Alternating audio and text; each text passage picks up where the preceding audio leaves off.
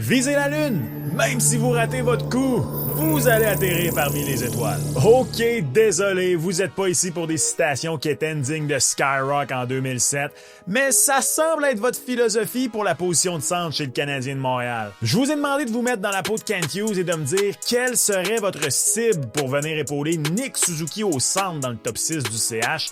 Chose certaine, j'espère que vous êtes prêts à finir dans les étoiles parce que la Lune, elle va coûter cher. Pause for effect.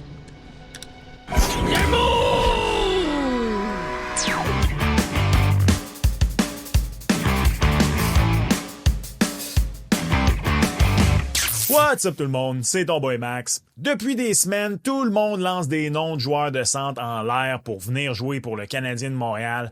Mais je me suis demandé, le partisan là, toi, c'est qui que tu veux? Sans égard au prix, au réalisme de la chose, si je te présentais toutes les options, qui tu prendrais? Vous pouviez mettre autant de noms que vous vouliez sur votre bulletin de vote et je vous avoue que le résultat m'a quand même surpris. Particulièrement la première place, donc sois certain d'écouter jusqu'à la fin. Avec tout ça, je vous ai concocté un splendide top 5.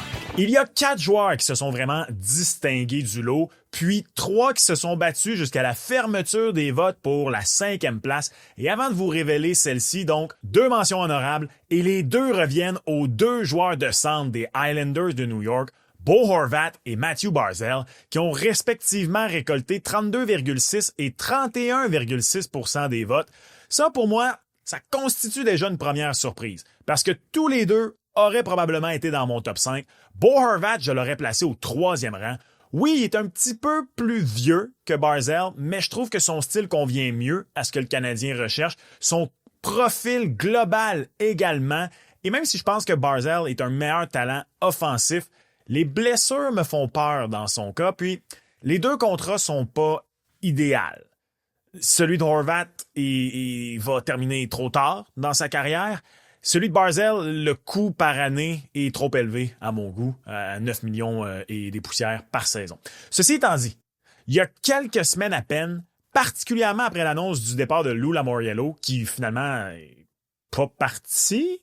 C'est comme pas clair. Mais la combinaison de l'obtention du premier choix combiné à une possible tentative d'attirer un gros nom, comme Mitch Marner, via le marché des agents libres, rend l'attendue reconstruction des Islanders moins évidente qu'elle semblait l'être, comme je disais, il y a quelques semaines à peine.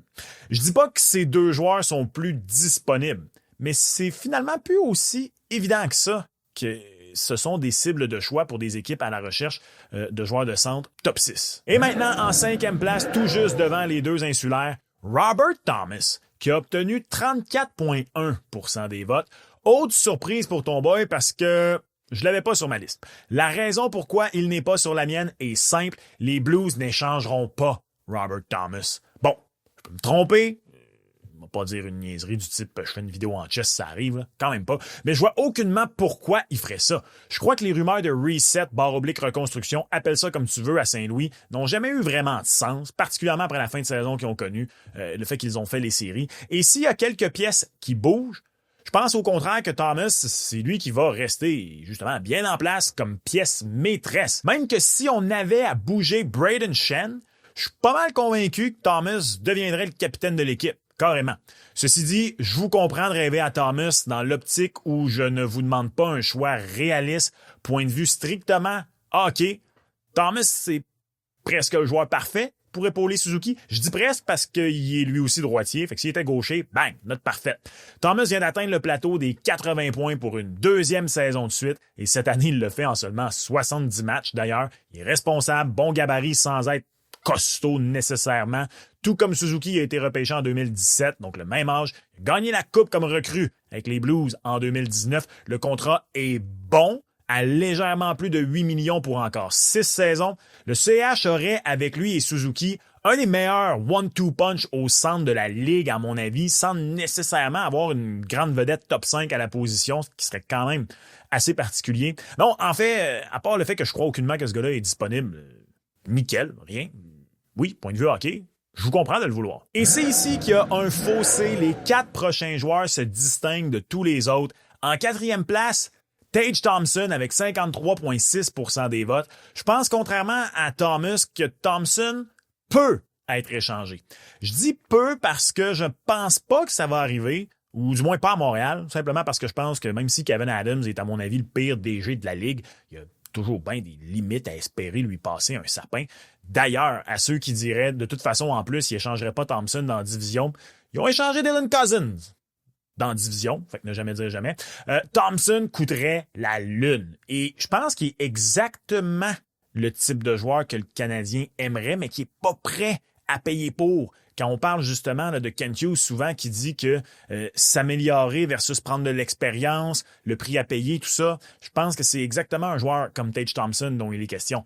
Sur la glace, j'aime beaucoup TNT. En plus, même s'il a un centre, il a un profil de buteur. Il en a marqué 40 à 2 reprises dans les 3 dernières années. Ça, à 5 contre 5, ça cadrerait probablement bien, voire parfaitement avec Ivan Demidov, à mon avis. Sauf que c'est un autre droitier au tir sur réception redoutable dont le bureau est le même que Caulfield et Laine. Bon, soyons honnêtes.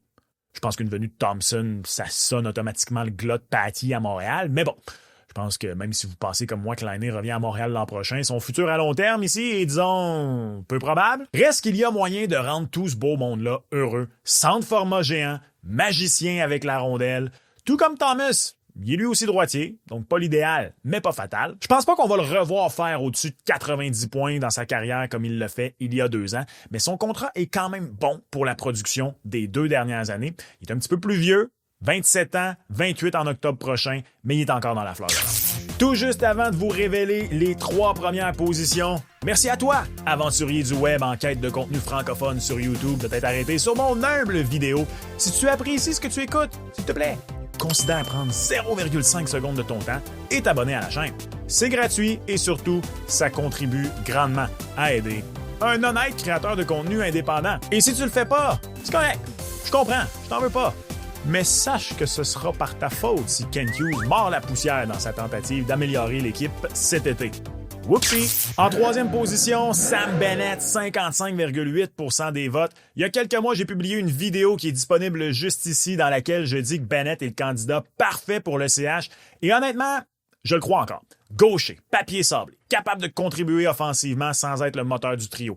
Évidemment, j'étudie papier sablé et surtout money player bâti pour les séries, en voie de devenir agent libre sans restriction à la fin de la saison si les Panthers ne s'entendent pas avec lui. Il y a un seul hic avec Bennett. S'il quitte la Floride, c'est parce qu'il va toucher. Non, pour vrai, avec les séries qu'il est encore en train de connaître, il y a certainement un DG qui va se laisser tenter et offrir la lune à Bennett. Et soudainement, sa candidature devient un peu moins intéressante pour cette raison. Je suis prêt à vivre avec un contrat de 7 ans à Bennett entre 7,5 et 8 millions par année. Oui, tant que ça, même si c'est un gars d'à peine 50 points, en raison du cap qui monte et money player en série. Mais au-dessus de ça, non merci, c'est trop cher. 2e et 1re position, pour moi, ce sont les 2 plus grandes surprises. D'abord, car le joueur en 2e place, j'étais convaincu que c'était celui qui serait premier. Il serait mon premier choix, personnellement. Sid the Kid. Ai-je vraiment quoi que ce soit à dire sur Crosby, point de vue hockey? Je pense pas. Encore 90 points cette saison. Rien ne semble indiquer qu'il sera pas au minimum un joueur de 80 points pour les 2 prochaines années, soit le contrat qu'il amorce la saison prochaine. Et personnellement, je suis convaincu qu'il reste encore 5 saisons à Sidney Crosby. Ça, on s'en reparle dans 5 ans, ou avant, si je suis dans le champ. Évidemment, Crosby, c'est pas un rêve réel tant qu'il n'abdique pas et qu'il ne décide pas de quitter Pittsburgh.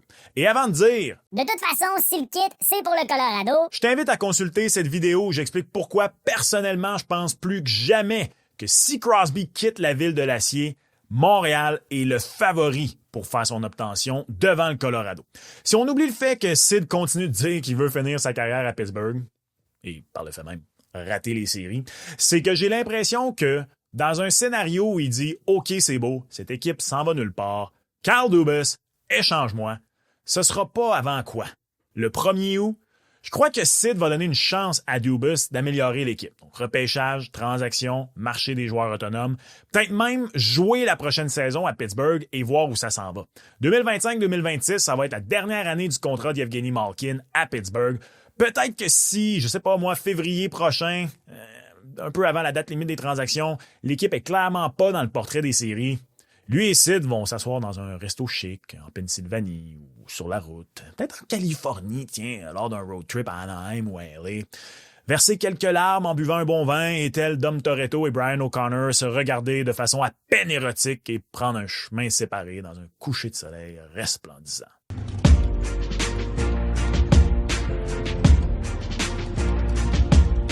Bref, plus j'y pense, moins je crois que c'est pour cet été si Crosby a quitté Pittsburgh. Imaginez un instant dans un scénario là, où il n'y a pas de Fast and Furious et de romantisme. Là.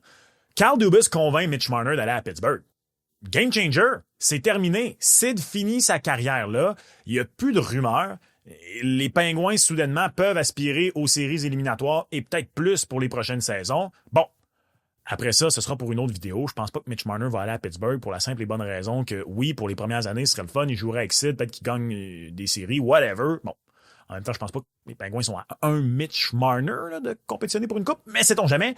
Mais après ça, lui, il serait pogné là pour 7 ans avec une longue reconstruction. En tout cas, tout ça pour dire que je pense que Sid va donner une chance à Carl Dubas d'améliorer l'équipe au 1er juillet. Et on verra à partir de là. Et en première position, la grande surprise pour moi, j'avais Sid numéro 1, Bo Horvat numéro 2, 3, Sam Bennett aussi dans ces eaux-là, peut-être Matthew Barzal numéro 4, puis je sais pas, probablement Tage Thompson numéro 5. Donc ce joueur-là n'est même pas sur ma liste pour vous donner une idée. Mais c'est pas que je l'aime pas, au contraire. C'est qu'encore une fois, je vois mal pourquoi ce gars-là serait dispo. Et je pense que même si le CH lui soumet une offre hostile, parce que c'est ce qu'il va falloir pour aller le chercher, probablement, son équipe va le garder. Et je parle bien sûr de Mason McTavish. Il vient de connaître la meilleure saison de sa carrière avec un respectable 52 points, en grande partie parce qu'il a fini la saison tout feu tout flamme. 3e choix au repêchage de 2021. McTavish est un joueur de centre, bon gabarit, gaucher, qui, je crois, deviendrait un sensationnel centre de 2e trio, voire peut-être un premier centre éventuellement avec le Canadien. Mais au-delà du prix à payer pour faire son acquisition, même d'un point de vue hockey, là, si on me demande, sans égard au réalisme ou non de la chose, je préfère un vétéran dans la fleur de l'âge que tu sais exactement ce que tu vas avoir de sa part. Thompson, même Robert Thomas, même si j'y crois pas, Bo Horvat. Oui, je préfère même un vétéran prouvé en série qui peut contribuer à améliorer la culture de l'équipe et tirer le monde vers l'avant, même s'il contribue potentiellement moins offensivement en saison. Je parle bien sûr de Sam Bennett. Encore une fois, dans le cas de Sam Bennett, au bon prix. Et je préfère Sidney Crosby. Oui, malgré ses 54 ans. Je sais pas, j'ai peut-être trop peur d'un autre scénario, Kirby Dach, Alex Newhook. En même temps, je pense que avec la saison qui vient de connaître Mason McTavish un petit peu plus prouvé son potentiel offensif que Kirby Dach et Alex Newhook l'avaient fait au moment où le Canadien ont fait les acquisitions respectives de ces deux gars-là. Je suis pas contre Mason McTavish, mais personnellement, il n'est pas mon premier choix. Il est le vôtre, par contre. Voilà donc le top 5 de vous, les partisans du Canadien de Montréal ou les partisans de hockey. Il y a peut-être des fans de hockey sur la chaîne qui ne sont pas fans du Canadien. Shout-out à vous, d'ailleurs. Qu'as-tu pensé du top 5? Penses-tu comme moi que le fan moyen risque d'être un peu déçu en voyant qui sont les joueurs qu'ils aimeraient voir débarquer à Montréal? Laisse-moi ton top 5 en commentaire. Tu as aimé cette vidéo et veux en écouter une autre? Ben, clique ici et on se reparle. Ciao!